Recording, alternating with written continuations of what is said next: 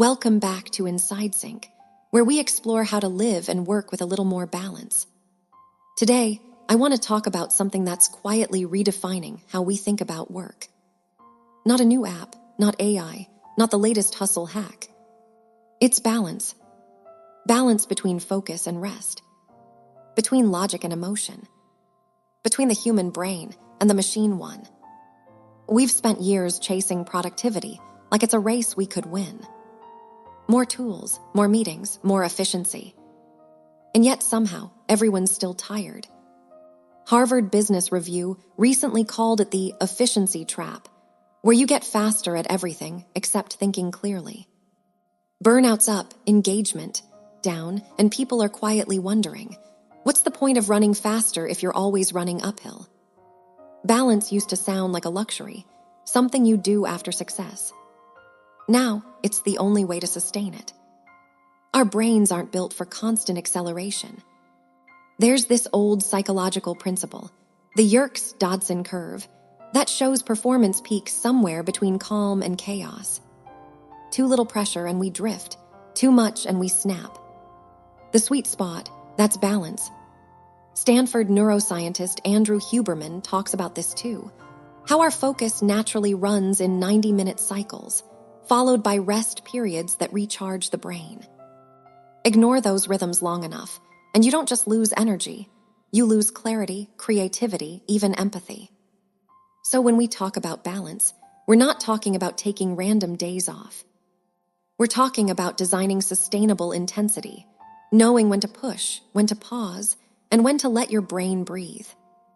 Balance isn't only physical, it's emotional. When a leader walks into a meeting overwhelmed, the whole room tightens.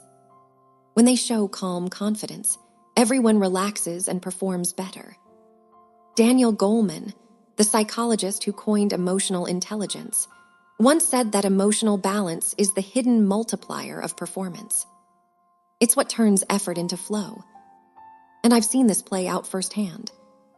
When teams feel psychologically safe, a term Amy Edmondson from Harvard calls the foundation of learning. People share ideas faster, recover from mistakes faster, and build trust that no software can replicate. Balance, in that sense, is emotional synchronization. It's the space between pressure and presence, and it's where the best work happens. I used to think productivity was about endurance. If I could power through one more task, one more deck, one more call, I'd win. But over time, I realized the most productive days weren't the longest. They were the balanced ones, where my energy, mood, and focus aligned. When I rested well, my decision-making sharpened. When I felt centered, conversations flowed better.